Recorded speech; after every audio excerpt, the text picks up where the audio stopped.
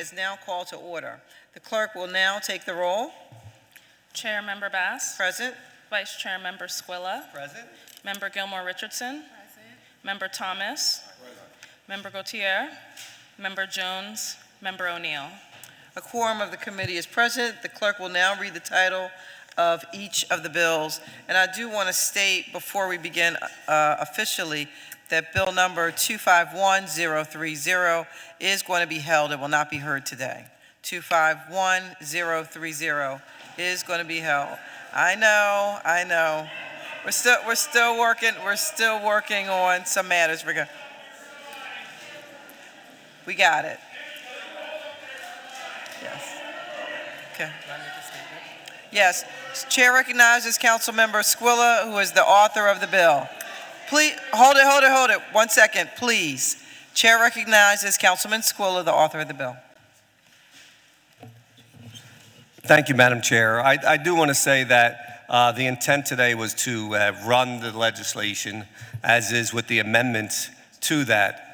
This legislation was put forth as a notification bill that people believe that would make it easier for demolition and other things to happen when they notified the property owners that their properties are going to be designated as historic.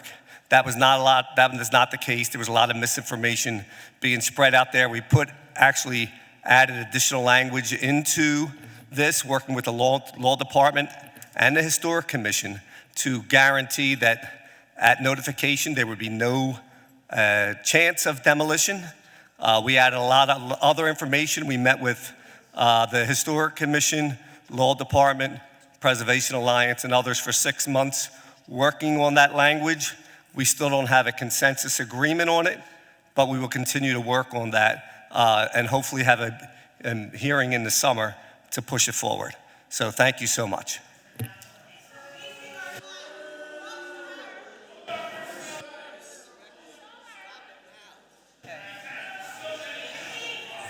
Thank you for being here today. Please, we're going to ask for some order. I'm sorry the people are upset. We understand your upset. disappointment.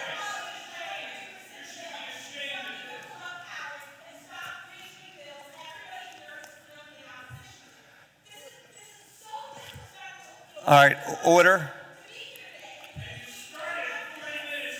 Okay, hold it. So let me just say something. We hear you.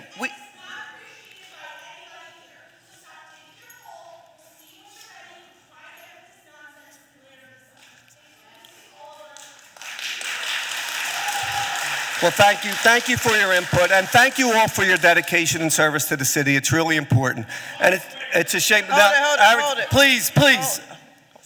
Please.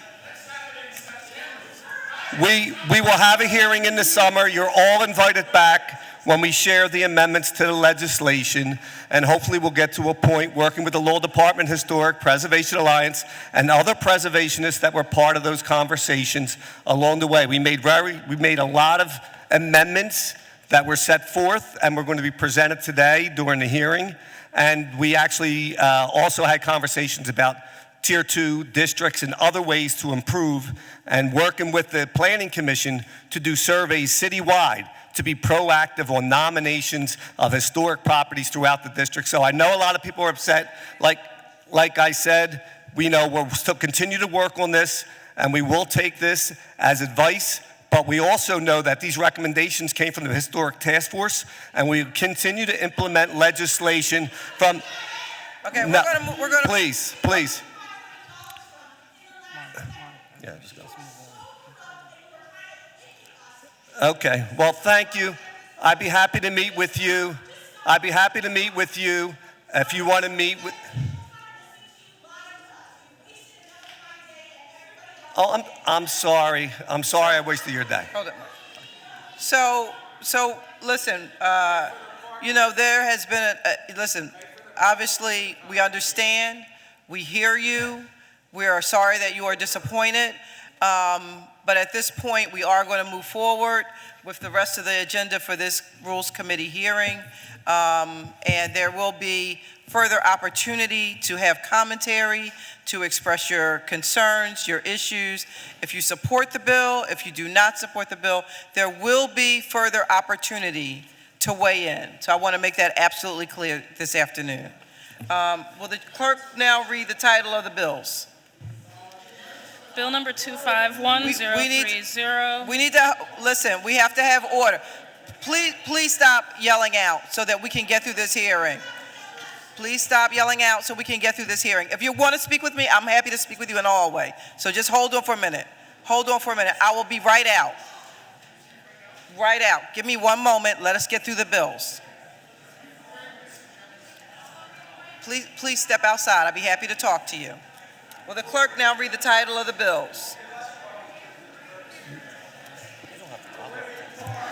Bill number 251030. 30 is being held at the request of the sponsor and not being heard today. Bill number 260165, an ordinance amending section 14-545 of the Philadelphia Code entitled SEV 7th District Overlay District by adding provisions from the AME American Street Overlay District and the NCA Neighborhood Commercial Area Overlay District, North Delaware Avenue, removing the AME American Street Overlay District from the zoning code and making related changes, all under certain terms and conditions, introduced by Councilmember Lozada. Bill number 260211, an ordinance to amend the Philadelphia zoning maps by changing the zoning designations of certain areas of land located within an area bounded by Erie Avenue, Front Street, Lippincott Street, and 2nd Street, introduced by Councilmember Lozada. Bill number 260239, an ordinance to amend the Philadelphia zoning maps by changing the zoning designations of certain areas of land located within an area bounded by Baltimore Avenue, Cobbs Creek Parkway, ASEPTA Regional Railroad right-of-way, and Cobbs Creek, introduced by Councilmember Gautier. Bill number 260241, an ordinance amending Title IX of the Philadelphia Code entitled Regulation of Businesses, Trades, and Professions, and amending Section 14-604 of the Philadelphia Code entitled Accessory Uses and Structures to provide for notice to owners and residents of a building regarding dwelling units licensed for limited lodging on the property, all under certain terms and conditions, introduced by Councilmember Young. Bill number 260381, an ordinance amending Title 14 of the Philadelphia Code entitled Zoning and Planning by adding a new chapter to require specific permit applicants to provide notice of the presence of particular murals on the property to Department of Licenses and Inspections, all under certain terms and conditions, introduced by Councilmember Gautier for Council President Johnson. Bill number 260422, an ordinance amending Section 14-524 of the Philadelphia Code entitled FDO, 4th District Overlay District, by authorizing basic systems and utilities in the SPPOA zoning district in an area bounded by Ridge Avenue, Calumet Street, the Schuylkill River, and the Wissahickon Creek, all under certain terms and conditions, introduced by Councilmember Jones. Bill number 260429 is being held at the request of the sponsor and will not be hearing testimony today. Bill number 260514 is also being held at the request of the sponsor and will not be hearing testimony today. Bill number 260515 is being held at the request of the sponsor and will not be hearing testimony today.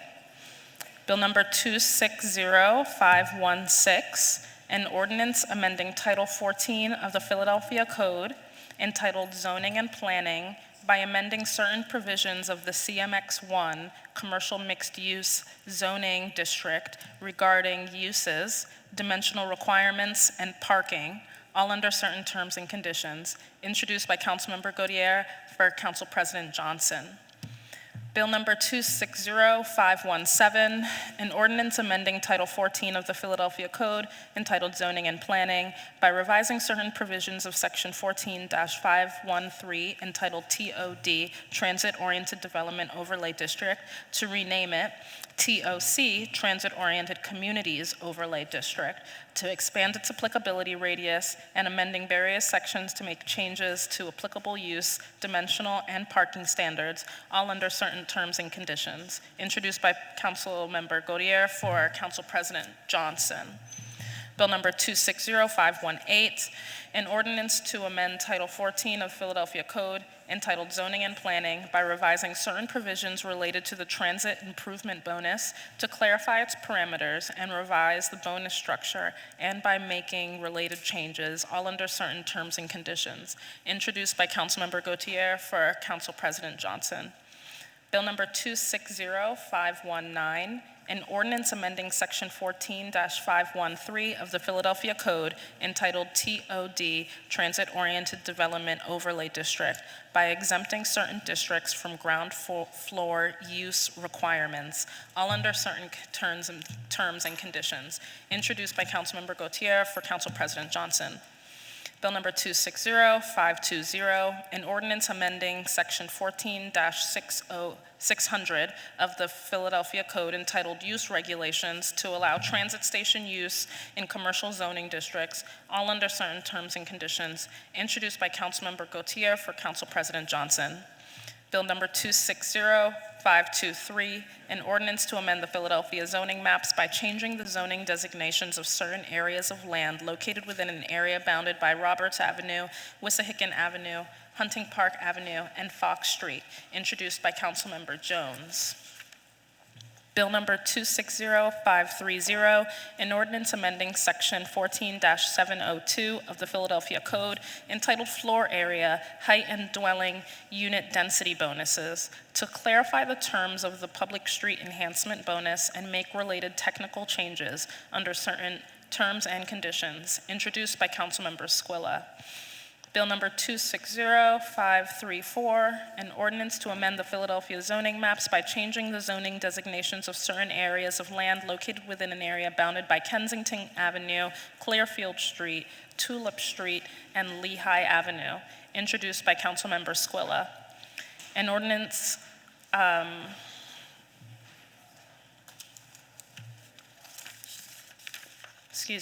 Bill number 260536, an ordinance amending Title 14 of the Philadelphia Code entitled Zoning and Planning to amend certain provisions of Chapter 14-500 entitled Overlay Zoning Districts by creating the WCS West Chestnut Street Overlay District, all under certain terms and conditions, introduced by Councilmember Bass for Council President Johnson.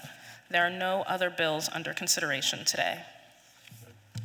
Thank you. Do any members have any opening remarks on any of the bills stated by the clerk today?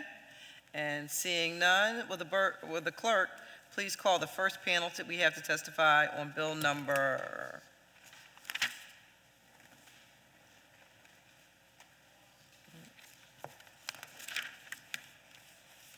260165. Paula Brumbelow Burns, Director of Legislation for the Philadelphia City Planning Commission.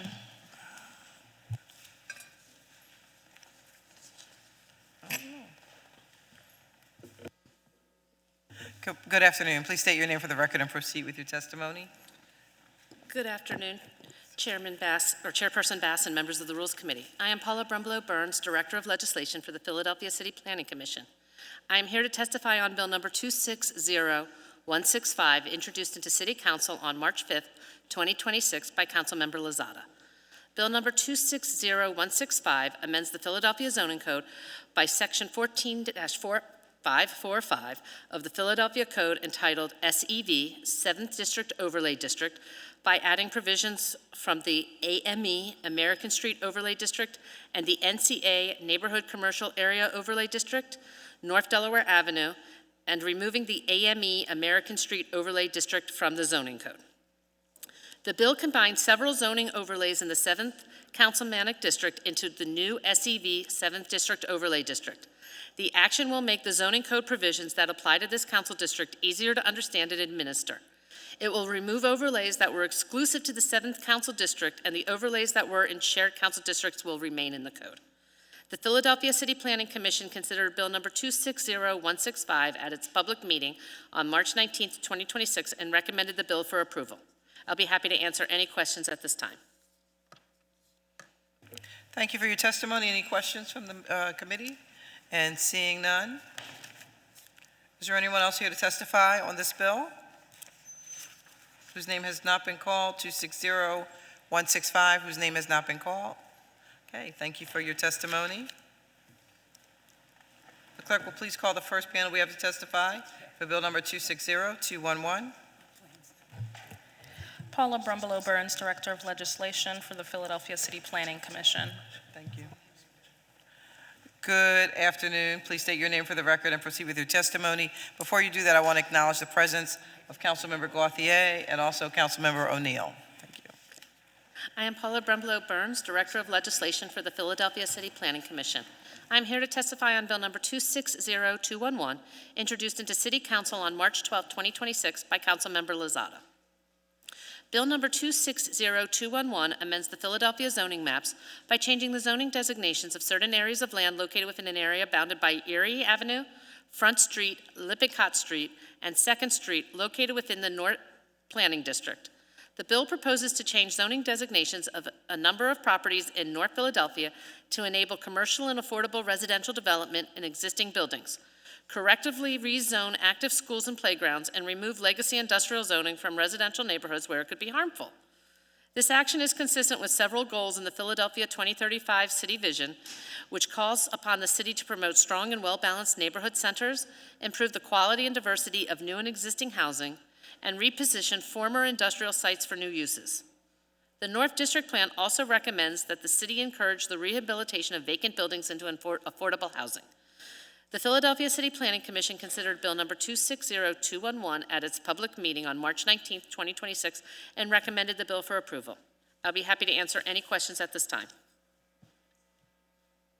Thank you for your testimony. Is there anyone on the committee with any questions for this witness? And seeing none, thank you for your testimony. Is there anyone else who is here to testify on Bill Number 260211 whose name has not been called? And seeing none, thank you for your testimony. And Madam Clerk, please call the first witness to testify on Bill Number 260239. Paula Brumbelow Burns, Director of Legislation for the Philadelphia City Planning Commission. Thank you for being here. Please state your name for the record and proceed. I am Paula Brumbelow Burns, Director of Legislation for the Philadelphia City Planning Commission. I am here to testify on Bill Number 260239, introduced into City Council on March 19, 2026 by Councilmember Gauthier. Bill Number 260239 amends the Philadelphia zoning maps by changing the zoning designations of certain areas of land located within an area bounded by Baltimore Avenue, Cobbs Creek Parkway, a SEPTA Regional Railroad right-of-way, and Cobbs Creek in the Angora neighborhood, which is located within the West Planning District. The bill proposes to change the zoning for the property at 5900 Baltimore Avenue, where Motivation High School and KIPP West Philadelphia Preparatory Charter School are located, from RSA 5, Residential Single Family Attached, to SP Civ, Special Purpose Civic, Educational, and Medical. The comprehensive plan predates the creation of the SP Civ-based zoning district, but it was established to address several recommendations related to the maintenance and preservation of public educational facilities, and is generally recommended for properties with active public schools. Representatives of the School District of Philadelphia confirmed to the Commission that this property is not on the list of properties for realignment, and that the district intended to continue the property's use as an active educational facility. This bill includes an amendment to update zoning maps to reflect the area changes as introduced. The Philadelphia City Planning Commission considered Bill Number 260239 at its public meeting on May 21st, 2026, and recommended the bill for approval. I'll be happy to answer any questions at this time. Thank you for your testimony. Are there any questions for this witness from the committee? Seeing none, thank you for your testimony. And is there anyone else here to testify on Bill Number 260239 whose name has not been called? Okay, and seeing none, I want to thank the witness for her testimony. Clerk, please call the first panel we have to testify on bill number 260241. Sarah Adamo, Director of Zoning and Legislation with LNI, Quality of Life Unit. Good afternoon. Please state your name for the record and proceed with your testimony. Good afternoon, Chairperson Bass and members of the Rules Committee. My name is Sarah Adamo, and I am the Director of Zoning and Legislation for the Department of Licenses and Inspections Quality of Life. Today, I'm here to provide testimony on Bill number 260241, which, if enacted, will amend Title IX entitled Regulation of Business, Trades, and Professions, and Section 14604 entitled Accessory Uses and Structures to provide for notice to owners and residents of buildings regarding dwelling units licensed for limited lodging on the property. Bill number 260241 would establish additional disclosure requirements concerning limited lodging activity in multifamily residential building. Specifically, the bill would require landlords, when entering into or renewing a lease, to disclose in writing to tenants whether any dwelling unit within the building are licensed for limited lodging. The bill also requires remedies for tenants when required disclosures are not made, including the ability to terminate a lease without penalty under certain circumstances. Additionally, the legislation would require limited lodging operator licensees to provide written notification regarding their activity to various affected parties, including property owners, residents of all dwelling units in the building, and other owners within the same building, planned unit development, or cooperative housing agreement.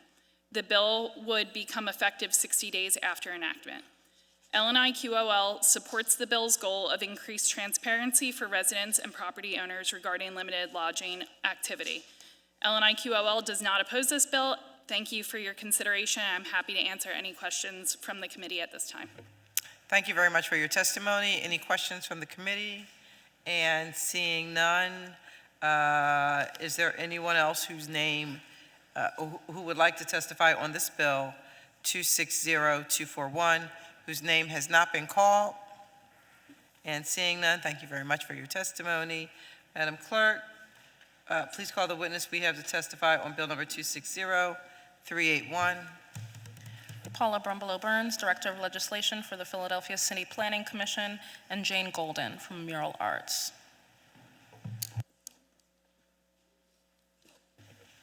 Good afternoon. Paula, please state your name for the record and proceed. I am Paula Brumbelow Burns, Director of Legislation for the Philadelphia City Planning Commission. I'm here to testify on Bill number 260381, introduced into City Council on April 23, 2026 by Councilmember Gautier for Council President Johnson.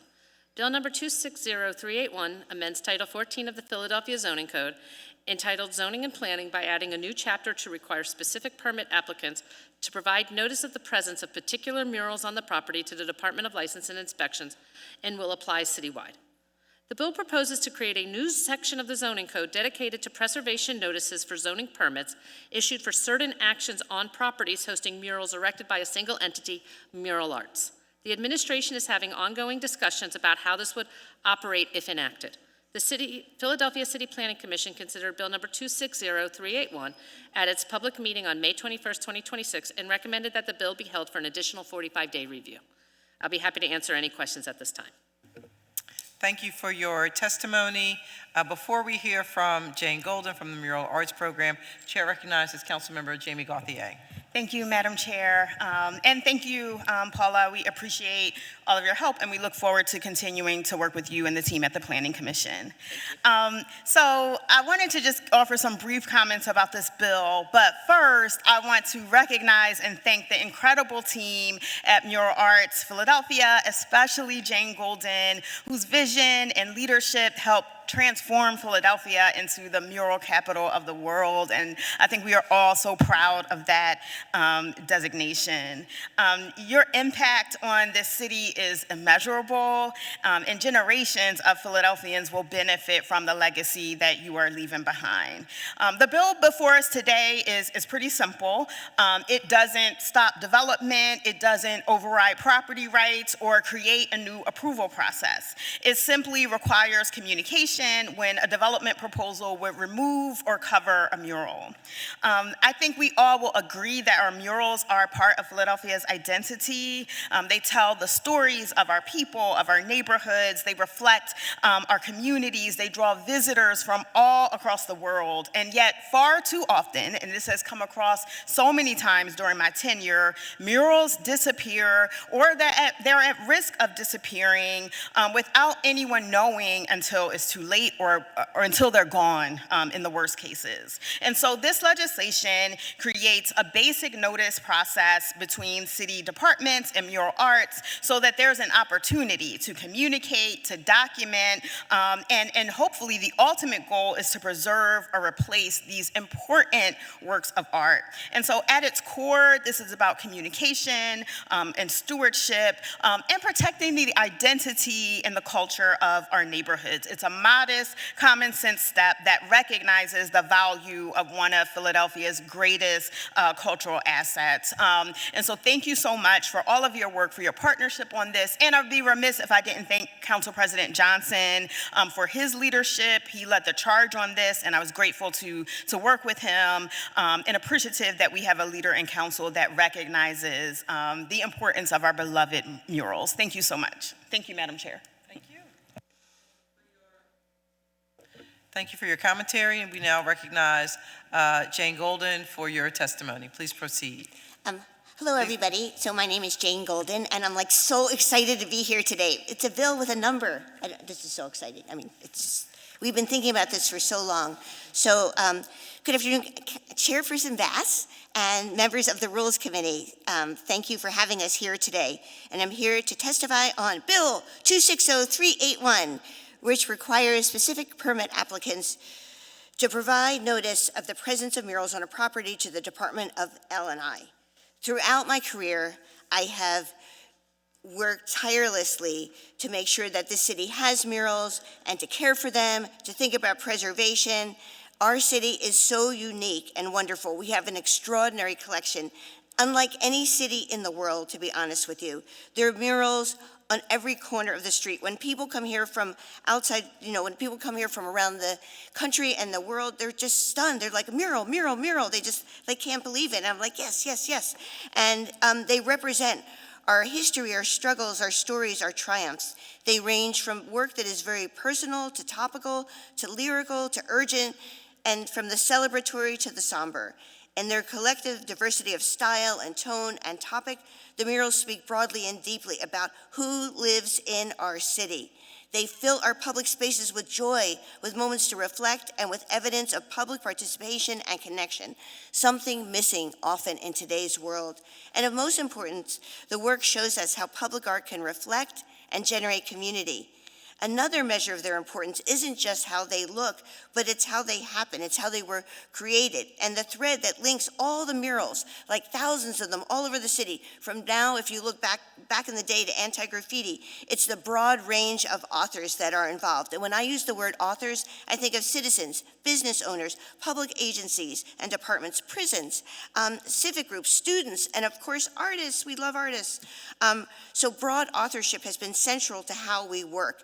And it is this beautifully inspiring process of engagement that makes the mural movement in our city so resilient and has lasted over time.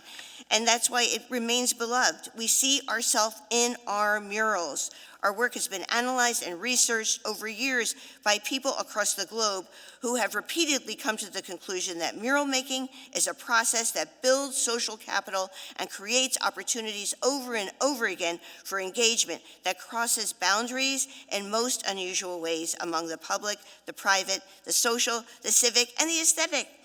And this process of co-creating the work and creating a vision of public art into public life, this has an enormous impact on the people who live in Philadelphia.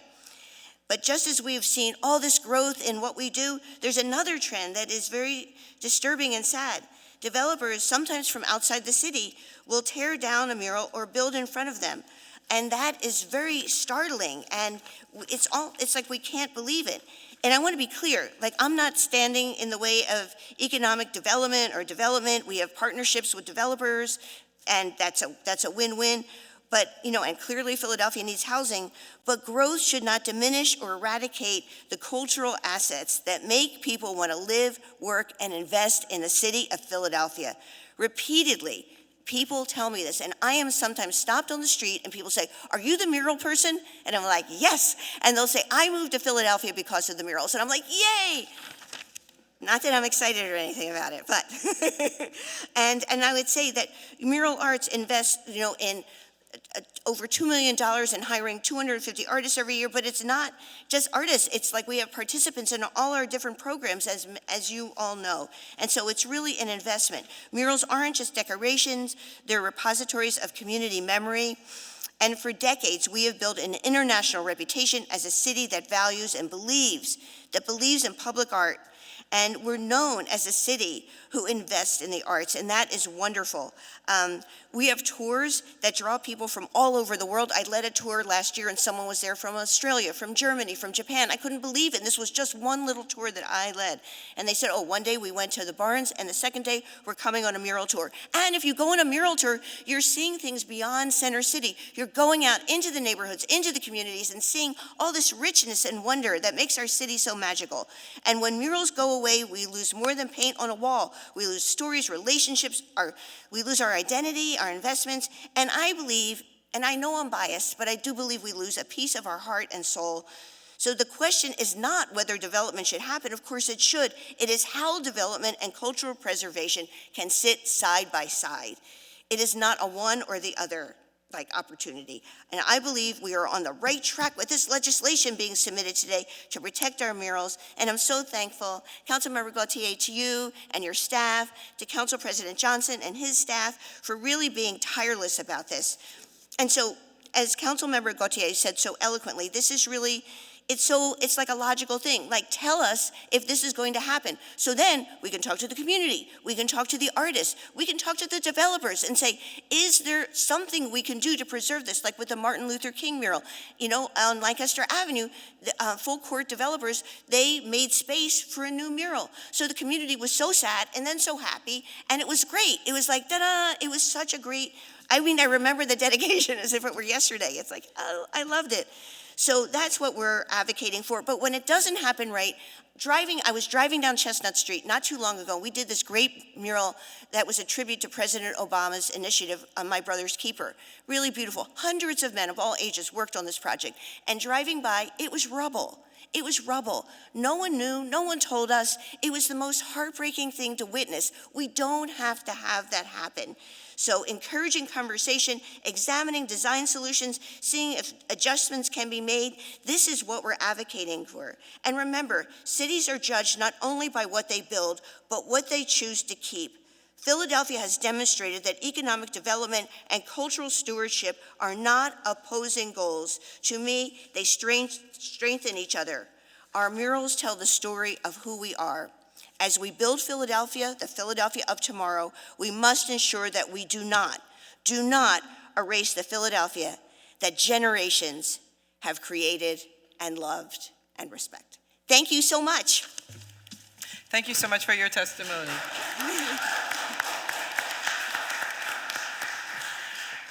Any comments from members of the committee? Chair recognizes Councilmember Mark Squilla. I just want to add one thing, because I wish everybody who testified like this. It was really a breath of fresh air, so thank you so much. And I love your ability to always find solutions out of challenges. Sometimes, when adversity strikes, it brings an opportunity, and you'll always be able to find that opportunity. Like you said, if a development needs to happen, can you provide a space for it, or can you help pay for a new mural right on the corner or down the street? These things would be easier done if we knew they were happening ahead of time and not be reactionary, but proactive in that approach. So thank you, Councilmember Gautier and Councilmember Johnson, for this legislation, and be happy to support. Great job. Thank you. Thank you so much. Thank you for your testimony. Is there anyone else here seeing that there's no other questions from the committee, is there anyone else here to testify on bill number 260381?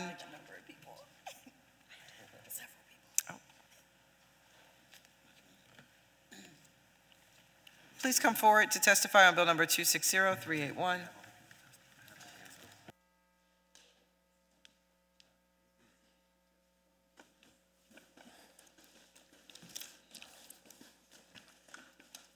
Good afternoon. How are you? My name is Ryan Spack. I'm the principal partner at Spack Group. We're a real estate development firm based in West Philadelphia. And we have had the immense pleasure of being a partner with Mural Arts on several projects. We had purchased a property on South 52nd Street across from Malcolm X Park from a family that had owned that property for 2 generations, and we had never really been a party to a mural in any way, shape, or form. But what we came to find was that in order to keep the younger kids from tagging their building and simultaneously tell a story, the owners had commissioned their own mural on this property called Breaking Chains. And it was a depiction of historical African-American leaders throughout time that they felt were imperative in teaching the youth in this community something impactful. And it worked for almost 20 years. No one tagged their property. But when the building fell into disrepair and they were in pre-foreclosure, we became the buyers. And the key to our purchase agreement was to commit to ensuring that the mural did not disappear. And this building at 500 South 52nd Street now has a mural that depicts this same concept of breaking chains and is now double the size and was a chosen piece of art by Gabe Tiberino, an artist who I have fallen in love with. But it was chosen, the design, by the community itself. And what my company learned was a multifold of things. We learned that engagement with the community was an intense opportunity to learn what was important to that community. We gave power to the community to actually be involved in our development and what was happening in that property. The restaurant that is there now, Toast Cafe, is there because the community asked for a sit-down restaurant. And more importantly, when we went to build the next building up the street at 52nd and Addison, we put a secondary mural featuring Herbie the Love Bug with a suicide awareness concept behind it. And when we sold that building, that owner wanted to take that mural down. And I realized that we had left a piece of the community vulnerable in the sale of that property, because as stewards of that building, we had the ability to ensure that mural stayed. But the minute we sold it, we left that mural vulnerable. And so we worked for almost a year and a half with Jane Golden and the team at Mural Arts to create agreements with the rest of our buildings that all have murals, that the next owner not only has to be responsible for that mural in partnership with Mural Arts, but cannot take that mural down without a set of criteria, whether they put it back on the new building, whether they pay to move it to another building that the community agrees to. There are set criteria. If Mural Arts, God forbid, were ever to disappear on us, what happens to that mural? This agreement is filed as an easement and goes against the title of the property. The idea behind it is much more stringent than the legislation you put forth today, and this legislation I am incredibly in favor of. It is a start of an awesome conversation around public art and our ability as a community to support artists and the stories these communities have to tell. So thank you all for this effort. I love this legislation, and congratulations. I hope it passes out of committee today. Thank you for your testimony. You're Can we very have the welcome. next speaker please state your name for the record and proceed with your testimony? Good afternoon, everyone. My name is Aminata. Good afternoon, everyone. My name is Aminata Sandra Calhoun. I am here definitely in support of 26381, and here more so to give personal attachment and association and activity around murals, and to speak on how I have been affected by a mural being removed by a developer. I returned to Philadelphia after 2.5 weeks in Spain, getting out the Uber that brought me to my home with my suitcases and whatnot. Neighbors are running up to me. What are you going to do? I'm like, what do you mean, what am I going to do? And they were pointing to the corner where the Ed Bradley mural was fenced up with fences around it.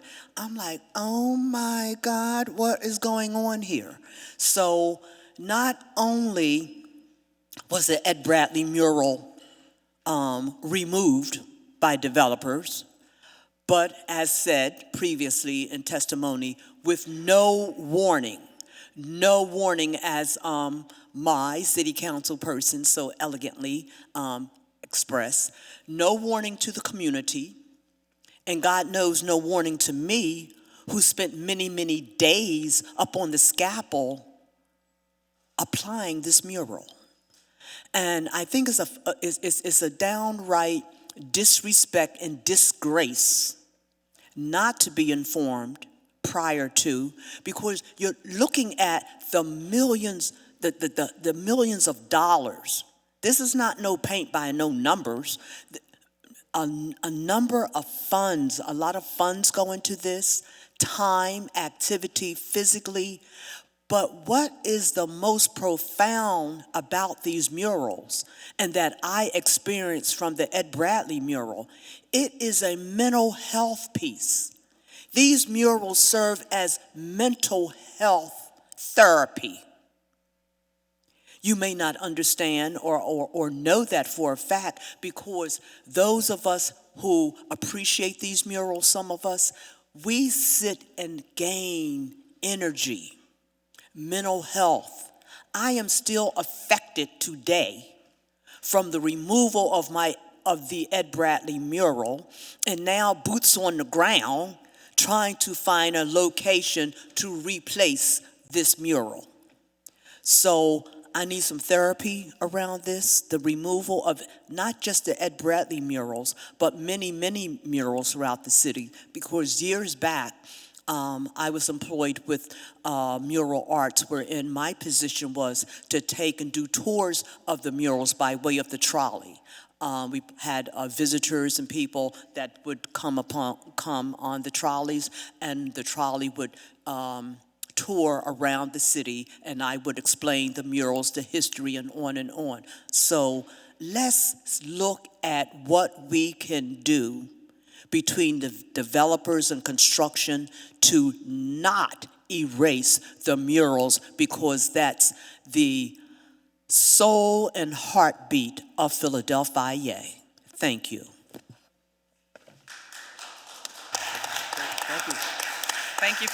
Thank you for your testimony. And can we have you please state your name for the record, sir, and proceed? Can we have you please My name is Eric Oakday. state your name and proceed? Okay. My name is Eric Oakday, and I've been fortunate enough to be a working muralist and mosaic artist in Philadelphia, and have done work in the U.S., across the U.S. and the world for almost 3 decades. I'm here today because I recognize the work that the Mural Arts Program has done in collaboration with residents throughout our city sets us apart from any other arts organization in the world. Murals in this city don't just appear one day out of nowhere. There's stories behind every mural that you see in this city, and every mural is the culmination of the collaborative efforts of a multitude of stakeholders and everyday Philadelphians over a long period of time. This bill is about communication, not stopping development. Over the years, Mural Arts has cultivated relationships with developers and worked in tandem with them. We do not wish to halt development with this, but this bill affords us the time to ensure that we can contact all of the project stakeholders and alert them to any development situation. It allows us the time to plan programming and documentation around the end of a project's life, while at the same time giving us the ability to see if we can utilize the momentum of a beloved mural disappearing and envision possibilities to recreate or reimagine the work in another location. This really hits home for me. I've unfortunately found out much too late about projects being built in front of. Most tragically, there was a mural that I had done in collaboration with another artist about the life of Dox Thrash, an African-American printmaker in Philadelphia. This was at 16th and Girard. My partner in that project was a man named Willis Humphreys, and Willis sadly died in 2019. And that was a big gut punch, I think, for everybody at Mural Arts, and we still feel that to this day, but the unceremonious disappearance of that mural was a sting on top of that. And as of this year, 2 of my foundational projects are being covered up as we speak. Both of these projects were year-long in their development and contain the collaborative efforts of quite literally hundreds of people and many organizations throughout the city. One such project is called Family Interrupted. It's a project about the impact of incarceration on families, which was created in conjunction with a mural class that I taught at SCI Greater for Prison. And we've worked with longstanding institutions like the Pennsylvania Prison Society and various victims advocacy and reentry groups throughout Philadelphia to make this project happen. It contains scannable QR codes that lead to audio files of impacted people sharing their stories. The project has a website that's been alive since 2010 that contains the entire history of the project and testimonials of close to 100 people impacted by the issue. As technology develops, our potential for storytelling grows. Murals are far more than just that image that you see on the wall. There's so much more behind it. They have connected websites, accompanying films, enhanced augmented reality experiences. These projects are so much deeper than paint on a wall, and they deserve the time that this bill provides, so when they are decommissioned because of development, all the stakeholders, community liaisons, and collaborators can be made aware of the situation and have the ability to create programming, documentation, and awareness around the end of a project's life. And the artist has the ability to reconnect with these stakeholders, strategize and plan for the future, as well as update those online experiences that accompany these projects accordingly. So thank you for this bill. I really hope it goes through, and I appreciate the time today. Thank you very much for your testimony. Please state your name for the record and proceed. My name is David Gwynn, and I'm here to testify about Bill 260381. I first want to just say thank you so much for bringing this bill, Councilman Gautier and all of council. And I want to testify to the truth of everything that's been said before me. Murals, I've been a mural painter in Philadelphia for 28 years, and I've painted dozens of murals throughout the city. And like has been said, I've seen the transformative impact that murals have and the way that they become a focus of community identity, a vessel for community history, and bring beauty to all over Philadelphia. And by the same token, I've seen my share of murals lost to development. And yes, it always happens in the same last minute, through the grapevine way. And that's why this bill is so exciting, because as has been said, it would be amazing to have a conversation where we can strategize with time to think about how these memories, how this history, and how this identity can be preserved, can be stewarded going forward. Just recently at 27th and South, a mural that I painted with Mural Arts was torn down. As I said, I found out through the grapevine, and I can't tell you how many people called me to let me know about it and to tell me how much it meant to them, how much it meant to have this mural in their neighborhood, how much it meant for them to see it on their commute across the South Street Bridge into Center City, and how sad they were to see it go. There was really no vehicle for us to pursue any remedy or look for a way to preserve this. What it all means to me, murals are a public good, the way that I look at it, along the lines of community gardens, parks, libraries, and there's a real cost when we lose those things. I've lived in Philadelphia my whole life, and I want Philadelphia to thrive, and I'm always excited about new things being built. However, it's critically important that we have a process, a conversation, to talk about the real value of what's being lost in development and how we can restore that. Thank you so much again for bringing this bill, and I hope that it passes. Thank you for your testimony. Hello, please state your name for the record and proceed. Ann Northrup. You can proceed with your testimony. I'm a mural painter. I've lost a few murals. The first one was to a developer who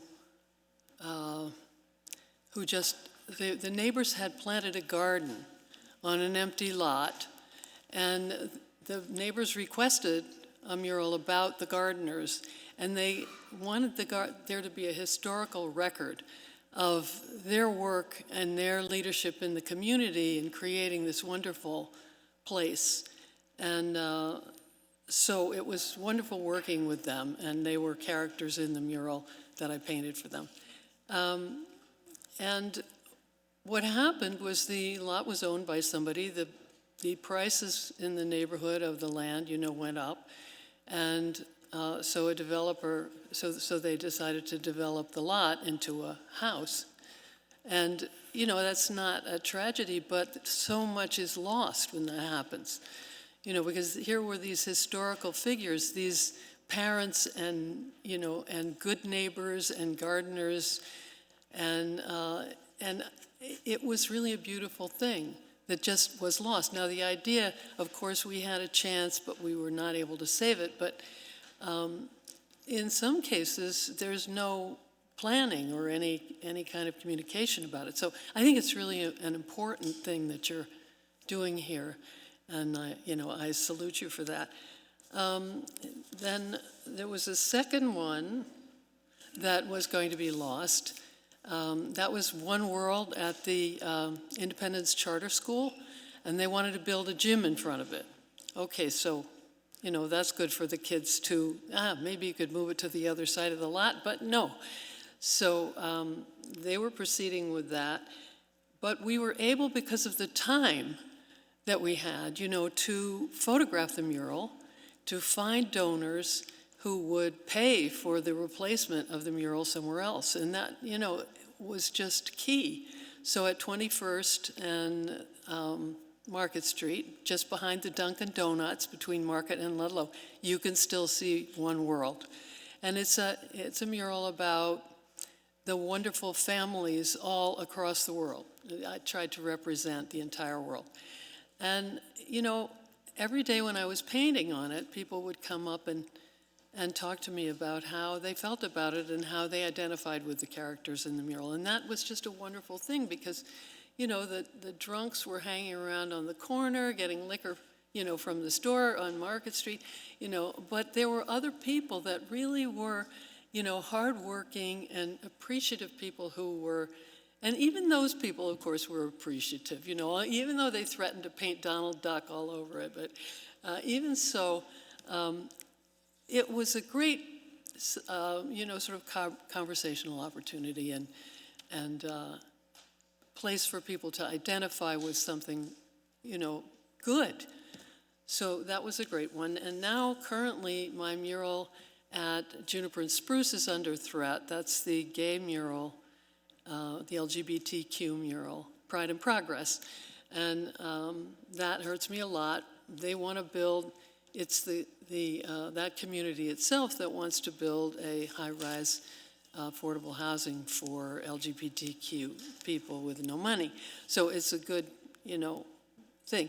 But I think they should, at least we have time to talk to them about how we might be able to replace it, protect it, that sort of thing. So I really applaud what you're doing. Thank you for that. Thank you very much for your testimony. Chair recognizes Councilmember Gauthier for a brief comment. Thank you, Madam Chair. I wanted to share one of the most painful experiences with this that happened in my district, and end on a positive note. I think one of the most painful examples I've seen came at the hands of one of the most unscrupulous developers I've dealt with, who develops extensively in my district, who decided to build in front of the Negro Baseball League mural on Parkside Avenue, which is beloved by the community and actually across from Fairmount Park, where the actual Negro Baseball League played. And this developer said to the community, if you don't approve my variance for this development that I know you don't like, I'm not going to save your mural. And it was an extremely painful and traumatic experience where we were at the mercy of this person. And then also there were different sides of the community who thought, oh, well, we have to approve it because we want to save the mural, and other folks that were being penalized because they didn't agree with the development. And I have to think if we had more time, we wouldn't have been at his mercy. And so for me, that's a part of why this is important, because it is a threat to, sometimes development is a threat to real history and cultural assets. And then I'll end on a positive note by thanking Ryan Spack for, his partnership overall, but the building that he testified about was actually my campaign office for like a year, so I got to enjoy that beautiful mural every single day. But also I want to thank you, Ryan, for just being a different type of developer. We've known each other for a long time and we debate a lot about development, but I was sitting in here and you testified on another bill the other day, and one of my district colleagues turned to me and said, I wish we had developers like that in my district. And I was like, oh, I guess he is kind of cool. So I just wanted to thank you for always being willing to work with the community and being a developer that does things a little bit differently and more equitably. Thank you so much. And thanks to everybody who helped out with this bill. Thank you, Madam Chair. Thank you for your commentary. Is there anyone else here to testify on bill number 260381 whose name has not been called? And seeing none, Madam Clerk, please call the first person to testify on bill number 260422. Paula Brumbelow Burns, Director of Legislation for the Philadelphia City Planning Commission, and Laura Copeland, Philadelphia Water Department. Thank you for your attendance. Please state your name for the record and proceed.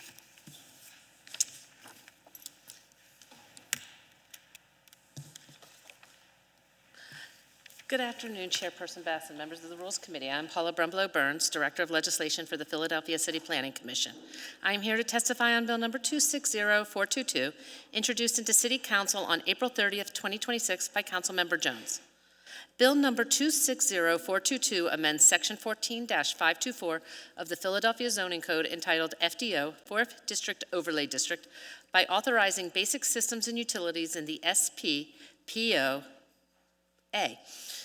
zoning district in an area bounded by Ridge Avenue, Calumet Street, the Schuylkill River, and the Wissahickon Creek in the East Falls neighborhood, which is located within the Lower Northwest Planning District.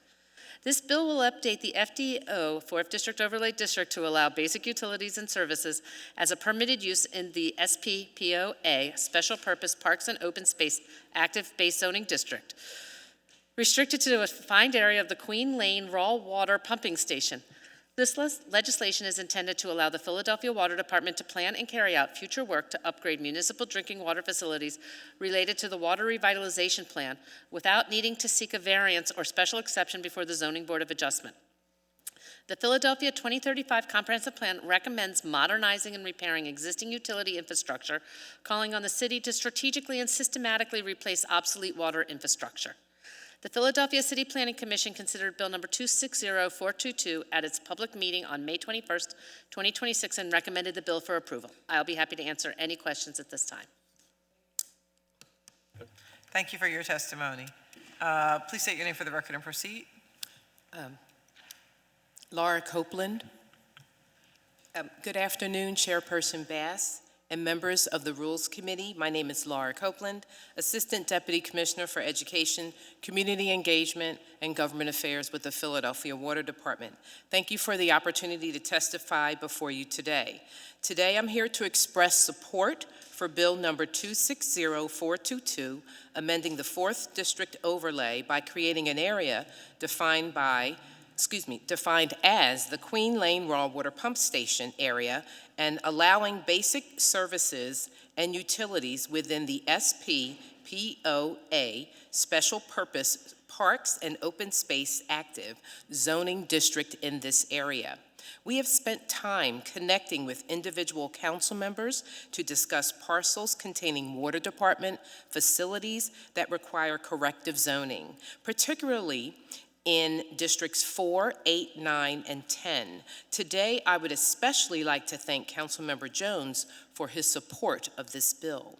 Passage of this bill is critically important to ensure that PWD can effectively maintain and improve our drinking water infrastructure. Many of our facilities predate the zoning code, and their zoning does not reflect the long-term use of the site for drinking water infrastructure. We are working to correct the zoning for our drinking water facilities across the city to eliminate costly delays from seeking variances and addressing appeals to justify existing uses. In addition, these changes give residents confidence that sites near them will remain in civic use and not be redeveloped into uses incompatible with their neighborhoods. The facility we are discussing today includes a drinking water pump station which moves water from the Schuylkill River to the Queen Lane Water Treatment Plant for treatment. The treated water is used by homes, schools, businesses throughout the city. This pump station is the only source of water for the Queen Lane plant and central to PWD's operations. It is currently zoned SP-POA, which does not include basic water facilities as an allowable use. Amending the 4th District overlay to allow basic services and utilities at the property ensures that this facility can be appropriately maintained and rehabilitated as necessary. This legislation is mutually beneficial to our partners at the Philadelphia Parks and Recreation, as the area will retain its SP-POA zoning designation. And I'd like to thank our colleagues at PP&R for their continued partnership. We've already reached out to the affected RCOs to let them know about these corrective zoning efforts and will continue to engage with them. We are always seeking ways to reduce our overall costs and minimize impact to ratepayers. Maintaining this facility as it ages is just one example of customer-conscious planning and project work. Thank you for the opportunity to appear before you today. I'm very happy to answer any questions. Thank you very much for your testimony. Are there any questions from members of the committee? And seeing none, thank you very much again. Is there anyone else here to testify on bill number 260422? And seeing none, Madam Clerk, please call the witnesses to testify on bill number 260516. Michael Gall, Philadelphia City Planning Commission. Good afternoon. Good afternoon again, Chair, members of the committee. Please state your name for the record and proceed. All right. Good afternoon, Chair Member Bass and members of the Rules Committee. My name is Michael A. Gall, Senior Legislative Planner for the Philadelphia City Planning Commission. I am here to testify on Bill number 260516, introduced into City Council on May 14th, 2026 by Councilmember Gautier on behalf of Council President Johnson. Bill number 260516 amends the Philadelphia Zoning Code by revising several sections that regulate the CMX1 Neighborhood Commercial Mixed-Use Based Zoning District to update provisions regarding uses, dimensional requirements, and parking. This bill is part of Mayor Parker's Housing Opportunities Made Easy, or HOME initiative, Tier 2 of zoning legislation, intended to allow the infill of vacant corner commercial units with residential uses. The action will update the CMX1 Neighborhood Commercial Mixed-Use Based Zoning District by amending use and dimensional standards to allow new uses, including context-sensitive commercial uses, and two-family residential use by right, with more unit allowances for larger properties based on their lot size. The changes support additional infill housing units and commercial allowances and create specific dimensional standards that do not rely on those of adjacent districts. This bill is consistent with several provisions of the Philadelphia 2035 Citywide Vision Comprehensive Plan. Specifically, it helps transition non-commercially viable locations to more appropriate land uses, stabilizes and upgrades existing housing stock, and helps ensure a wide mix of housing is available to residents of all income levels. The Philadelphia City Planning Commission considered Bill number 260516 at its public meeting on May 21st, 2026, and recommended the bill for approval. I'll be happy to answer any questions at this time. Thank you for your testimony. Any questions from members of the committee? And seeing none, is there anyone else here to testify on Bill number 260516 whose name has not been called? And seeing none, thank you very much. Madam Clerk, please call the next witnesses to testify on Bill number 260517. Michael Gall, Senior Legislative Planner for the Philadelphia City Planning Commission. Thank you again, Chair, members of the committee. Michael Gall, Senior Legislative Planner with the Philadelphia City Planning Commission. I'm here to testify on Bill number 260517, introduced into City Council on May 14th, 2026 by Councilmember Gautier on behalf of Council President Johnson. Bill number 260517 amends the Philadelphia zoning code by revising section 14-513 entitled TOD, Transit Oriented Development Overlay District, to rename it TOC, Transit Oriented Communities Overlay District, to expand its applicability radius from 500 feet from station entrances and exits to a quarter mile, and to amend various sections to make changes to applicable use, dimensional, and parking standards. This bill is part of the Transit-Oriented Communities package, part of Tier 2 of the legislative reforms pursuant to Mayor Parker's Housing Opportunities Made Easy initiative. The staff of the Philadelphia City Planning Commission has worked extensively with the Delaware Valley Regional Planning Commission and SEPTA staff on amendments to the zoning code related to what is currently called transit-oriented development. Part of this work has included a shift in perspective from TOD and its focus on development to the more holistic and equitable practice of promoting transit-oriented communities, or TOC. The goals of TOC are to make it easier for more people to access transit, improve the experience for both riders and employees of transit operators, to create economic opportunities near stations and a better built environment, and to promote equitable housing options. The overall policy intention is to allow for more housing to be built near designated transit stations. The comprehensive plan explicitly calls for the city to coordinate land use decisions with existing and planned transit assets to increase transportation choices, decrease reliance on automobiles, increase access to jobs, goods, and services, and maximize the economic, environmental, and public health benefits of transit. The Philadelphia City Planning Commission considered Bill number 260517 at its public meeting on May 21st, 2026, and recommended the bill for approval. I'll be happy to answer any questions at this time. I have some questions on the previous bill. Yes. Thank you for your testimony. Chair recognizes Councilmember Brian O'Neill. I'm not going to ask questions about the transit-oriented. I'm going to ask you about the CMX-1. Absolutely. Did you contact my office to explain all the changes that are going on? We Or have. Am We I actually- exempt from this? We have. Am I exempt? That's all I want to know. Is my district exempt? So your district itself would not be exempt right now, but we have produced an amendment language that would push the date of enactment to later in the fall, so that we've already set aside time with our staff and contacted your office to be able to exempt your district specifically from that. And is there any reason that, I'd like to ask the sponsor if this bill could be held over the summer, if it's not going to become effective till sometime in the fall? I think you said November something? November 15th was the date. Yeah, November 15th. Is there any reason we have to rush this through? I'd rather have those discussions during the summer, not after a bill passes. If for no other reason, and I go to a civic association meeting, and they said, wait a minute, you voted for this, and now you've changed your mind? There's no changing of mind here. It's just a different, I understand why people want this, believe me. But I ask people to understand why I wouldn't want it. Okay, that's all. I have a lot of CMX-1 in my district. And this is not a friendly change for me.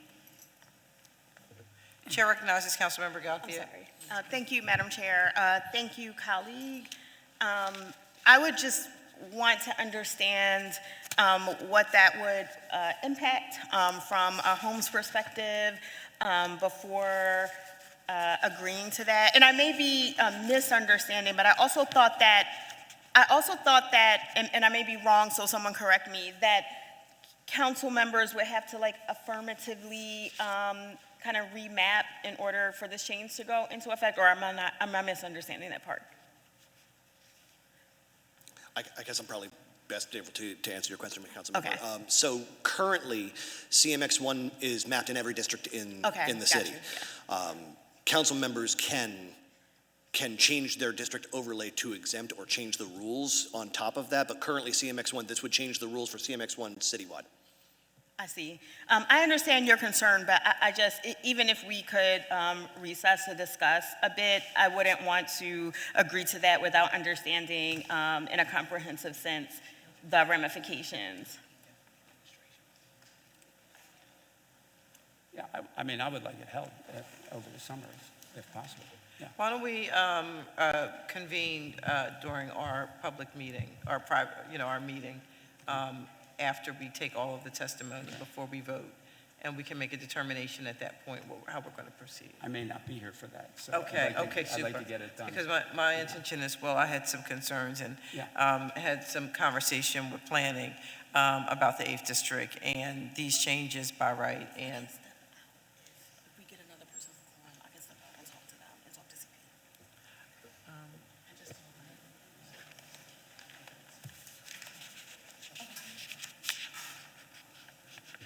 Thank you. So we'll come back to that in a moment. Okay.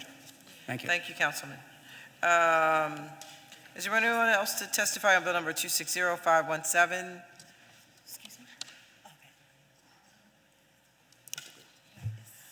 Can Ted Zellers, Miles Owen, Brennan Murrah, I have Christina Robertson, Dustin Dove. Can you please approach the witness stand to speak only on 260517? Thank you. Please state your name for the record and proceed with your testimony. We are going to ask that folks are brief because we're up against another hearing that has to convene shortly, very shortly. So if we could ask everyone to just be as brief as possible. Understood. Thank you. My name is Ted Zellers. I've lived in Kensington for the last 8 years, and I'm here in strong support of the TOD, TOC bill, all of the above. Housing near transit has been a huge driver for my whole adult life. It's why I moved to Philly, because of the transit system. When I moved here, I was able to sell my car, which was so exciting for me, because it meant I was saving a lot more money. I was able to stay in better shape by transit, biking, walking, all together. And it makes me feel good to feel like I have a managed impact on our environment, because I worry about climate change a lot, as do most of my friends. My wife shares the same values. We both live near the L, use it all the time. We're really happy with our lifestyle. And I'll be moving to West Philly soon. Yeah. And we just bought a place over there. It looks like a regular house from the outside, but inside it's actually a multi-unit. And this is really great for everybody, I think, because it makes it more possible for us to have bought this place. The people living there help us out with a mortgage. And then for the people that are there, they have these small, affordable apartments that are great for single people. And the weird thing about this house, though, is that it's kind of illegal. So it was made a multi-unit in the 1940s. And so it's been around for like 80 years. People have been in it. It's been great. But when I look around my neighborhood, it's like all single family, even despite being between the L and the trolley line on Baltimore Ave. It's like, why am I the only person who gets this awesome house? It doesn't seem fair. All my friends struggle with like housing affordability issues, and this is like such a no-brainer formula to me of like how to make housing more affordable if you don't need to pay for a car. And you can have this like multi-unit situation. So I just hope we can expand this opportunity to other people and not just me. Thank you. Thank you for your testimony. Please state your name for the record and proceed. Good afternoon, Miles Owen. My name is Miles Owen. I'm a city planner, a regular user of our roads and transit systems, Division 0 Committee Co-Chair for Fifth Advocacy, and someone for whom the biggest factors in figuring out where to live is accessibility to transit. I'm here today to speak in favor of Bills 260516 through 260520, and especially 260517 to make it more robust. The math of transit is simple and unforgiving. The less people ride, the less we have in ticket sales to help fund capital projects and maintenance. This makes transit unreliable, resulting in even less people riding. Breaking this cycle of disinvestment and decline is absolutely crucial for a functioning transit system and a functioning city. The best way to break this cycle is to make it easier for more people to ride SEPTA. This will increase ticket sales, provide more money for projects and maintenance, and that is what these bills will accomplish. Allowing more people to live near transit will also create other benefits. Right now, if someone wants to live near transit but can't find appropriate housing, they will expand their search and move into neighborhoods farther away. This bill helps focus housing density in areas near transit, allowing more housing opportunities for people who want to live in those areas. This isn't an academic argument for me. I don't own a car and haven't for decades. For me, this is a choice because this is how I like to live. Since I don't own a car, I don't park anywhere or cause wear and tear on our roads. This bill will create more housing for people like me, taking more cars off our roads and saving the city money at the same time. More housing near transit means more people riding transit, means better transit for all, means less people driving cars, means more vibrant streets, ultimately saving the city money and giving the SEPTA the tools it needs to thrive. Thank you. Thank you so much for your testimony. Mo, please state your name for the record and proceed. Can we also have Dr. Jay Arzu, City and Regional Planning for University of Pennsylvania Stuart Weitzman School of Design, come up? Mr. Mo Rushdie with Business Industry Association, and Katrina Connors with the American Institute of Architects. Please approach the table. Good afternoon, council members. Good afternoon, Yes, Madam Chair. My name is Mo Rushdie, and I'm testifying today on behalf of the Building Industry Association of Philadelphia. The BIA is a trade association of small, medium, and large residential and mixed-use developers working throughout Philly, along with the professionals who provide related products and services. The BIA strongly supports Bill 260517 and urges council to pass it before the summer recess. Expanding trans-oriented community zoning is one of the most practical, cost-effective steps this city can take to grow its housing supply. Reducing parking minimums near transit is among the most impactful reforms in this bill. Structured parking can add hundreds of thousands of dollars to a project cost, actually $4 million, I did 3 of them last year. Near transit, where residents drive significantly less. Those requirements make housing more expensive without adding real value. Removing them allows our members to build more units at lower costs, savings that translate directly into more attainable rents and sale prices. As of right, zoning near transit also gives developers the certainty needed to move projects forward. Predictability is a prerequisite for investment, especially in neighborhoods where margins are the tightest, creating an opportunity for a major source of naturally occurring affordable housing. More homes near transit means stronger, more walkable commercial corridors. Active ground floor requirements in this bill will keep neighborhood retail strips occupied and vibrant.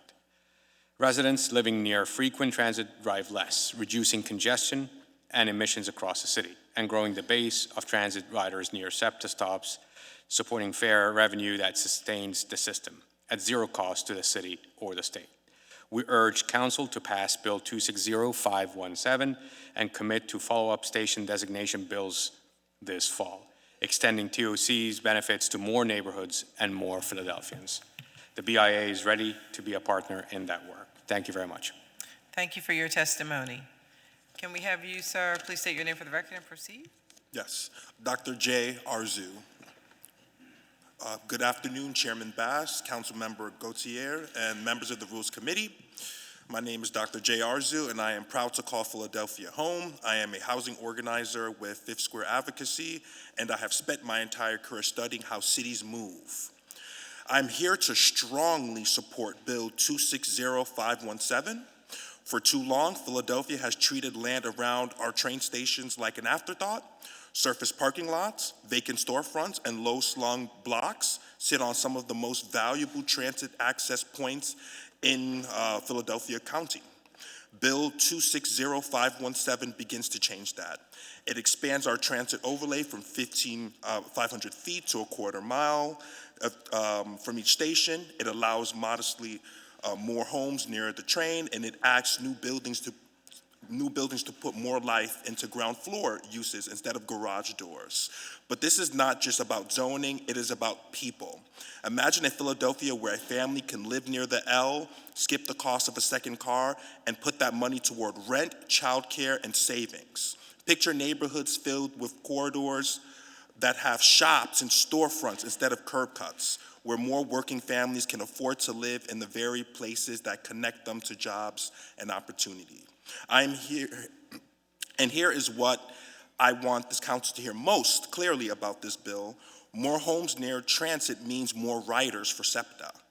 More riders means more fare revenue to sustain SEPTA at zero cost to the city or the Commonwealth of Pennsylvania. At a moment when we are fighting to save our transit system, this bill is one of the most powerful tools we have, and it does not cost taxpayers a dime. But let me be honest with you, 13 stations is a start, but not a finish. The Broad Street line, our regional rail, our trolleys, and our busiest bus routes all deserve to be in this bill too. Look no further than North Broad, where 6 fast food chain stores sit adjacent to Broad Street subway stations, prime transit land that we're allowing drive-throughs and parking lots to occupy. This is exactly the kind of transit-oriented communities, this kind of communities that the transit-oriented communities bill would put back in play. The placemakers and placeholders are already written into the text. I urge you to fill them. Let us build a stronger, fairer, and more connected Philadelphia. I urge you to support Bill 260517 and pass it before the end of the summer recess and make it bigger and bolder in the fall. And we are here to continue to work with you. We look forward to further questions. Thank you. Thank you very much for your testimony. Thank you. Please state your name for the record and proceed. Katrina Connors.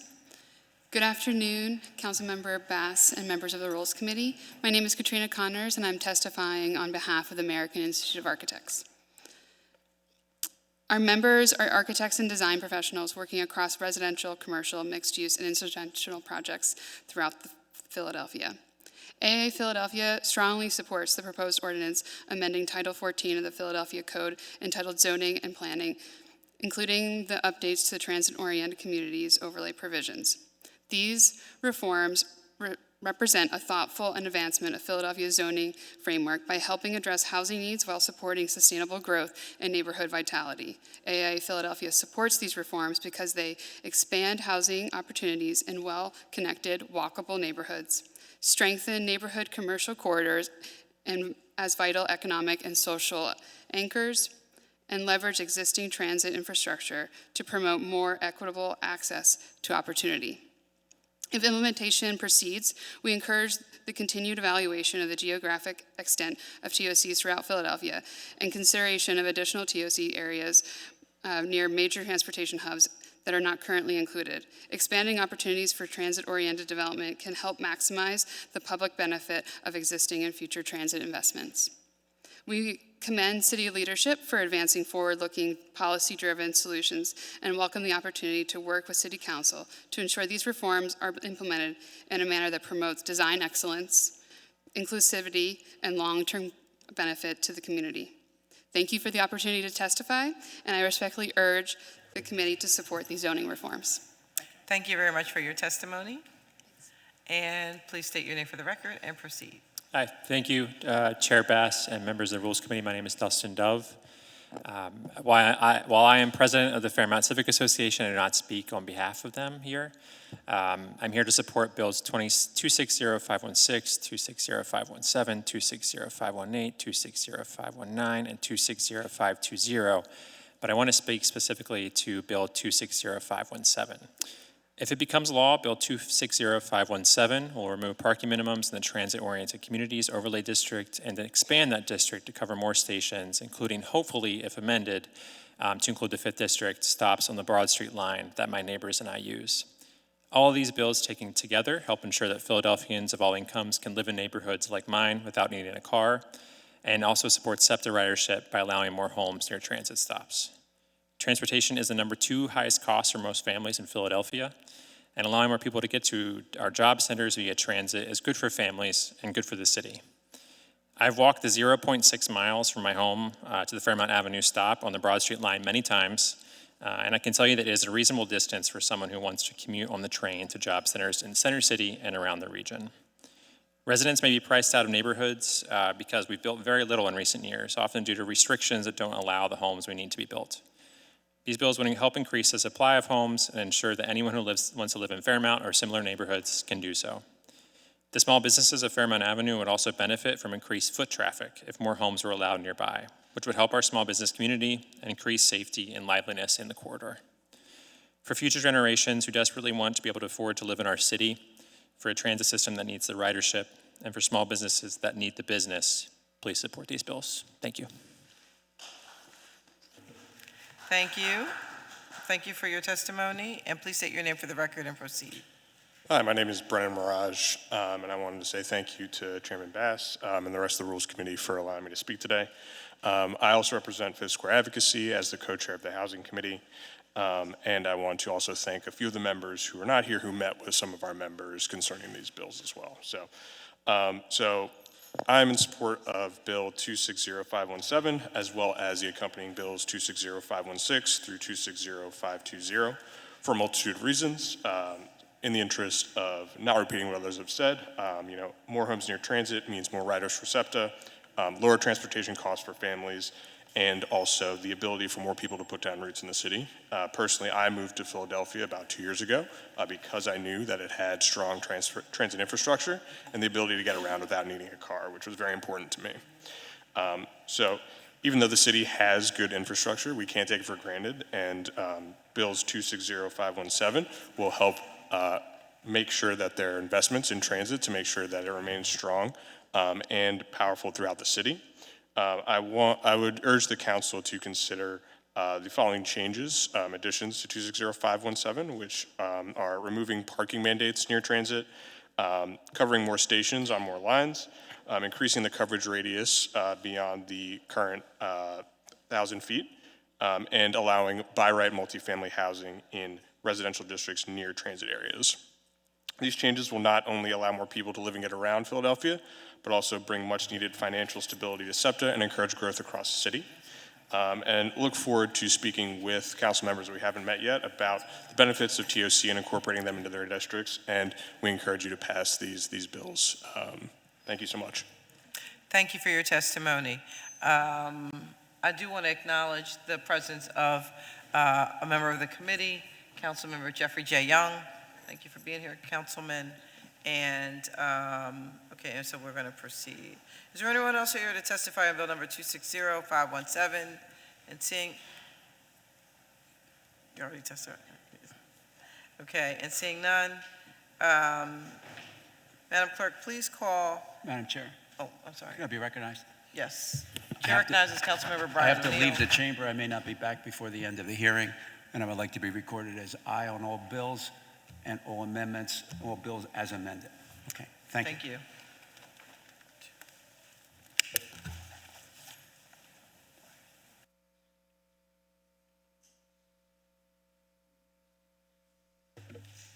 Okay, so Madam Clerk, please call forward the witnesses to testify on bill number 260518.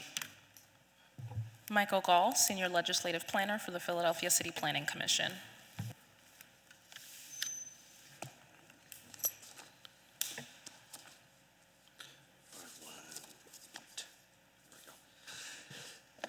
Good afternoon again, Chair and members of the committee.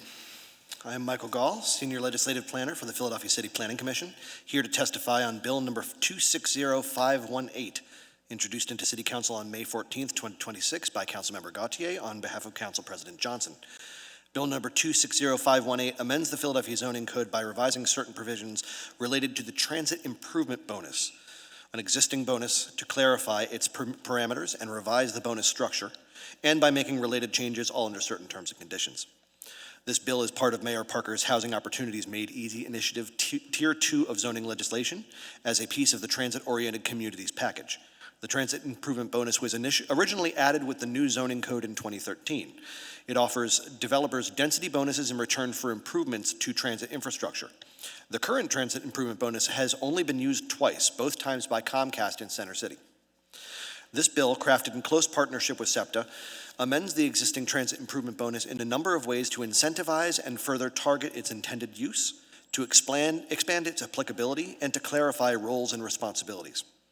This bill is consistent with several provisions of the Philadelphia 2035 citywide vision Specifically, it calls upon the city to strengthen the neighborhood centers by promoting transit-oriented development around designated transit hubs, to coordinate transit-oriented development efforts with transit providers, and to invest in existing infrastructure to improve service and attract riders. Philadelphia City Planning Commission considered Bill number 260518 at its public meeting on May 21st, 2026, and recommended the bill for approval. I'd be happy to answer any questions this time. Thank you for your testimony. Are there any questions from members of the committee? And seeing none, is there anyone else here to testify on Bill number 260518 whose name has not been called? And seeing none, thank you for your testimony. Madam Clerk, please call the first panel to testify on Bill number 260519. Michael Gall, Senior Legislative Planner for the Philadelphia City Planning Commission. Please state your name for the record and proceed with your testimony. Thank you, Chair. Good afternoon. I am Michael Gall, Senior Legislative Planner for the Philadelphia City Planning Commission. I am here to testify on Bill number 260519, introduced into City Council on May 14th, 2026 by Councilmember Gautier on behalf of Council President Johnson. Bill number 260519 amends the Philadelphia Zoning Code by revising Section 14-513, entitled TOD, Transit-Oriented Development Overlay District, by exempting residential and park districts from the overlay's active ground floor use requirements. This bill is part of Mayor Parker's Housing Opportunities Made Easy initiative in the Tier 2 of zoning legislation as a piece of the Transit-Oriented Communities Package. This action will exempt all residential single-family detached, residential single-family attached, residential two-family attached, and all special purpose parks and open space districts from the active ground floor use requirement within the overlay applicability area of the TOD. Transit-Oriented Development Overlay District. Currently, residential districts near designated TOD stations are required to either provide one of the few required ground floor uses allowed within their zoning district, such as family child care, or else seek relief from this requirement via the zoning board. The legislation before us would exempt homeowners from this process with the policy intention of protecting the character of single-family blocks located near transit stations. This bill is consistent with several provisions of the Philadelphia City 2035 citywide vision. Specifically, it helps strengthen neighborhood centers by promoting transit-oriented development around stations, focusing TOD efforts around nodes identified by PCPC staff, and encouraging context-sensitive density at these nodes according to the guidelines in the proposed zoning code. And coordinating transit-oriented development efforts with transit providers. The Philadelphia City Planning Commission considered Bill number 260519 at its public meeting on May 21st, 2026, and recommended the bill for approval. Happy to answer any questions this time. Thank you for your testimony. Any questions from members of the committee? And seeing none, is there anyone else here to testify on Bill number 260519 whose name has not been called? And seeing none, thank you so much for your testimony. Madam Clerk, please call the next panel to testify on Bill number 260520. Michael Gall, Senior Legislative Planner for the Philadelphia City Planning Commission.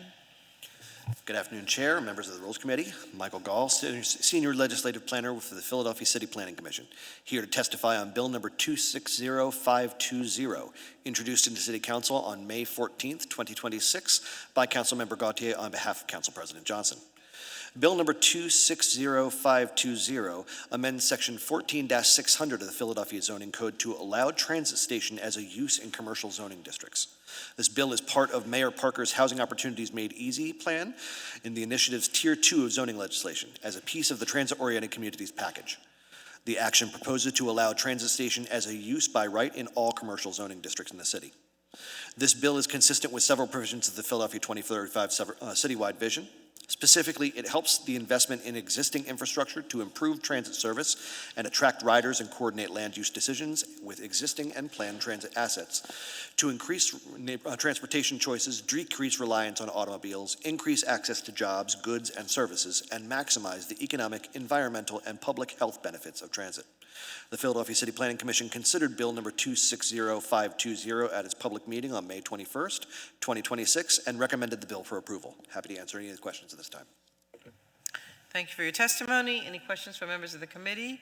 And seeing none, the clerk will please call the next panel to testify on Bill number 260520. Jen Doherty, SEPTA Manager of Real Estate Planning and Development, has submitted written testimony. Written testimony? Okay. Okay, so for the record, We had Jen Doherty here, SEPTA Manager of Real Estate Planning and Development, who left written testimony on this matter. Thank you very much. Madam Clerk, please call the next witness to testify on Bill number 260-523.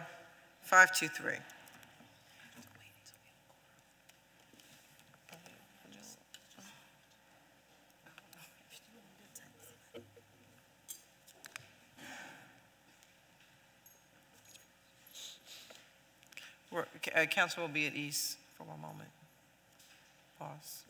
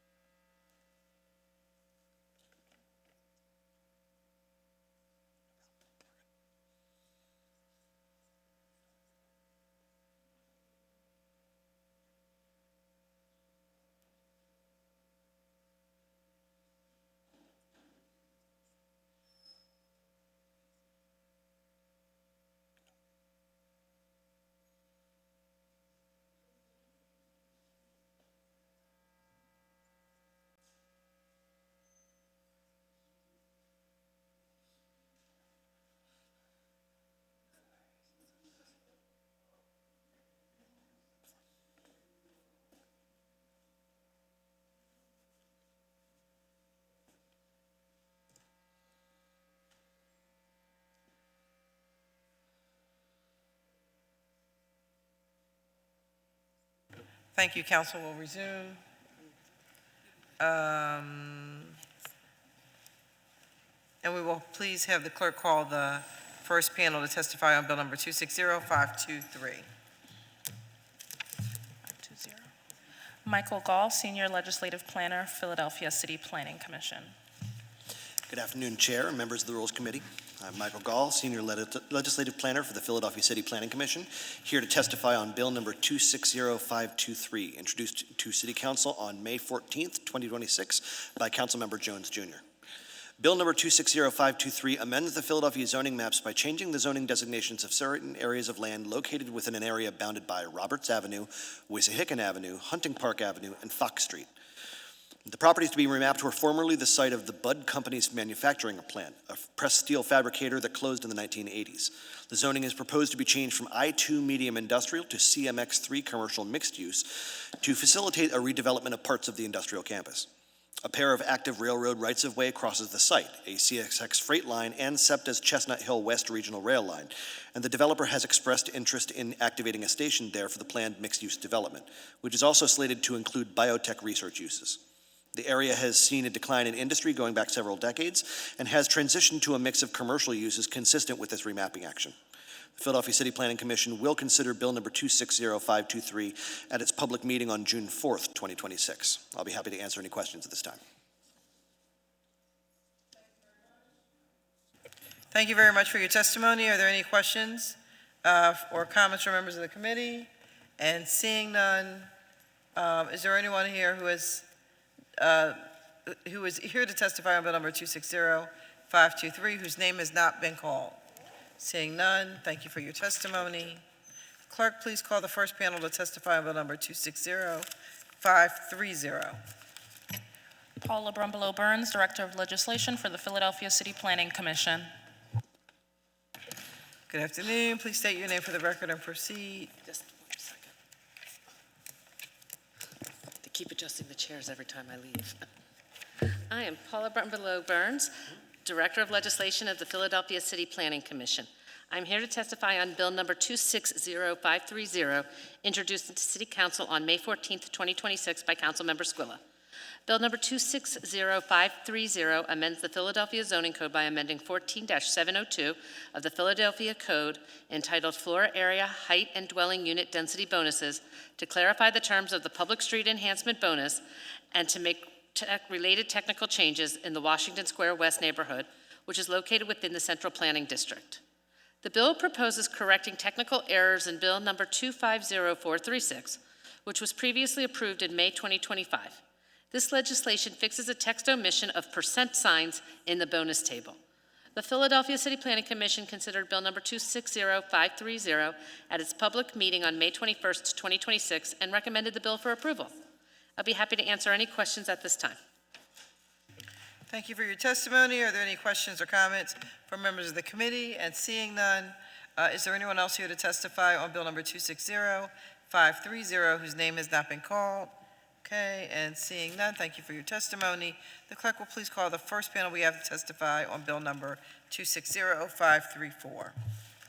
Paula Brumbelow Burns, Director of Legislation for the Philadelphia City Planning Commission. Please state your name for the record and proceed with your testimony. I am Paula Brumbelow Burns, Director of Legislation for the Philadelphia City Planning Commission. I am here to testify on Bill number 260534, introduced into City Council on May 14th, 2026 by Councilmember Squilla. Bill number 260534 amends the Philadelphia zoning maps by changing the zoning designations of certain areas of land located within an area bounded by Kensington Avenue, Clearfield Street, Tulip Street, and Lehigh Avenue in the Port Richmond neighborhood, which is located within the River Wards Planning District. The bill proposes to change the zoning for 3 properties: 2782 Emerald Street, 2730 Frankfurt Avenue, and 2010 Somerset Street. They are currently zoned ICMX, Industrial Commercial Mixed Use, I2 Medium Industrial, and CMX2 Commercial Mixed Use, respectively. The new zoning designations are RSA5 Residential Single Family and RM1 Residential Multifamily. The remapping supports the development of the parcels through the Turn the Key program by addressing zoning barriers. The sites are part of a larger development package for approximately 20 affordable home ownership units. This bill includes an amendment to add Map A existing zoning and Map B proposed zoning to the legislation, which were not included when introduced. The City Philadelphia Planning Commission will consider Bill number 260534 at its next public meeting on June 4th, 2026. I'll be happy to answer any questions at this time. Are there any questions or comments from members of the committee for this witness? Seeing none, is there anyone else here to testify on Bill number 260534 whose name has not been called?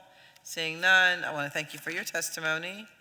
And the clerk will please call the first panel we have to testify on Bill number 260536. Paula Brumbelow Burns, Director of Legislation for the Philadelphia City Planning Commission.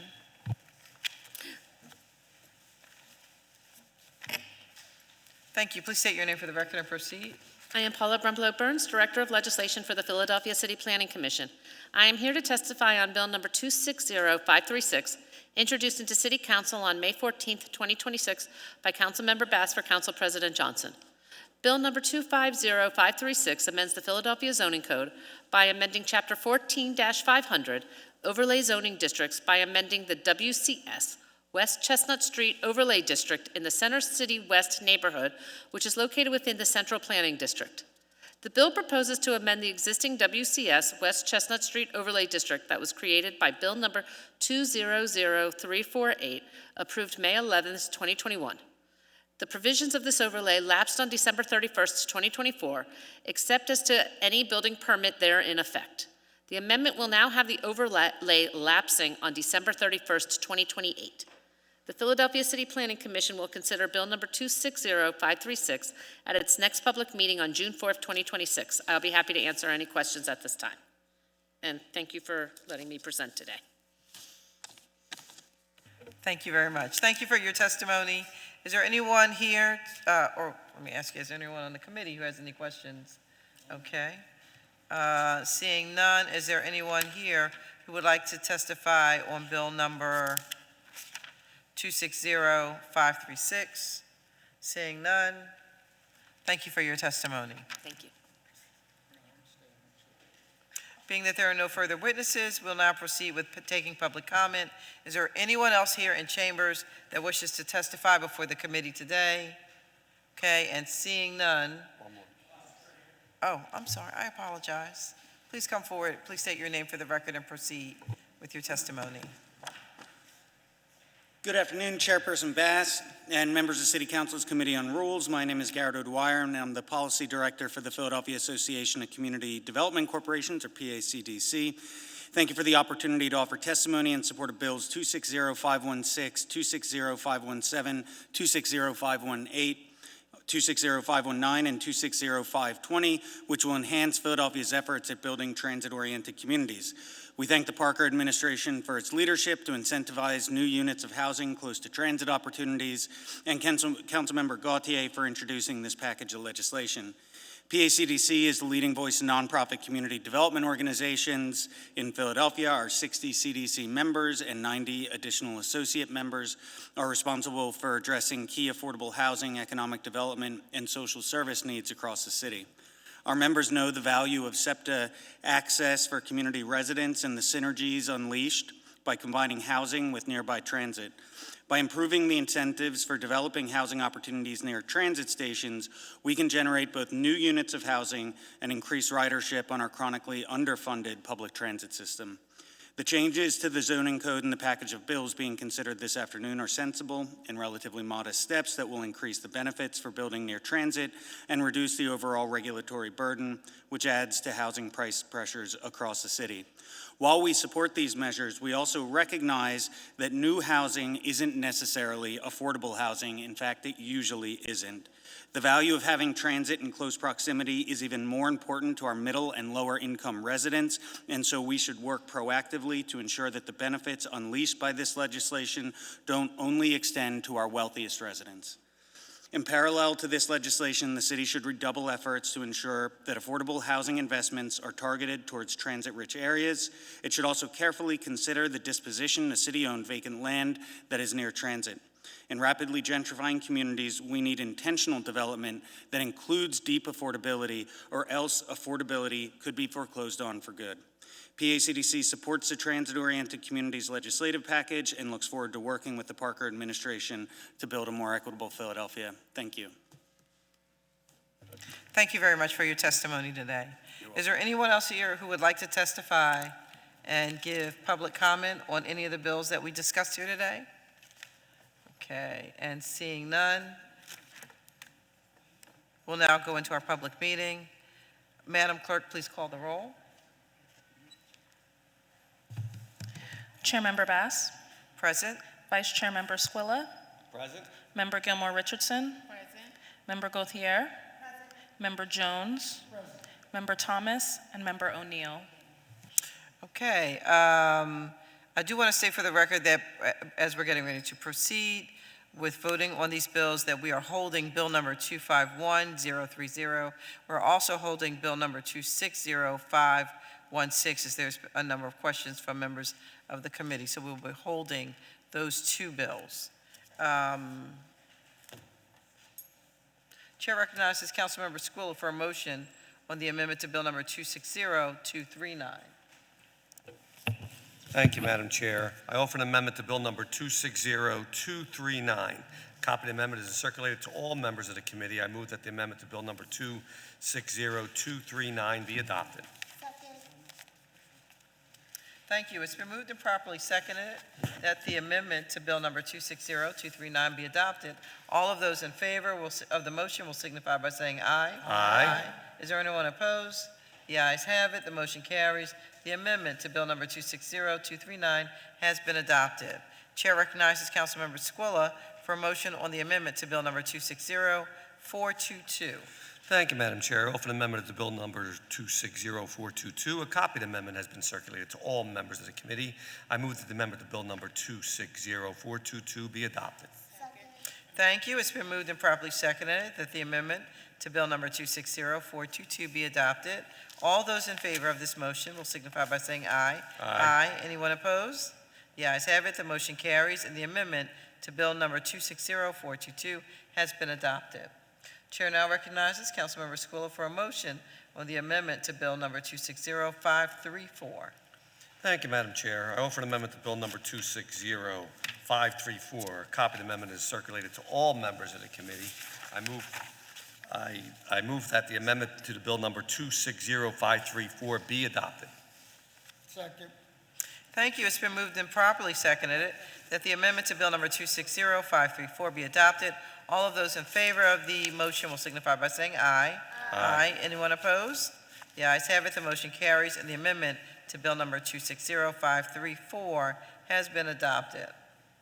Chair now recognizes Councilmember Squilla for a motion on Bills number 260165, 260211, 260239 as amended, 260241, 260381, 260422 as amended, 260517, 260518, 260519, 260520, 260523, 260530, 260534 as amended, and 260536.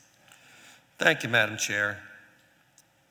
I move that Bill number 260165, 260211, 260239 as amended, 260241, 260381, 260422 as amended, 260517, 260518, 260519, 260520, 260523, 260530, 260534 as amended, and 260536. Move the rules of council be suspended to permit the first reading of this bill at the next session of council. Did I miss something? What?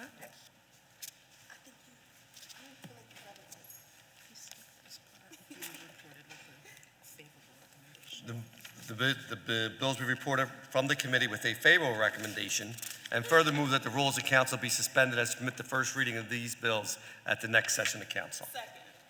Thank you. It has been moved and properly seconded that the bills just read into the record be reported from this committee with a favorable recommendation, and further move that the rules of council be suspended to permit first reading of these bills at the next session of council. All of those in favor of this motion will signify by saying aye. Aye. Is there anyone opposed? The ayes have it, and the motion carries. If there's no additional remarks from the committee or our guests, this concludes the business of the Committee on Rules for today. Thank you all very much for your attendance.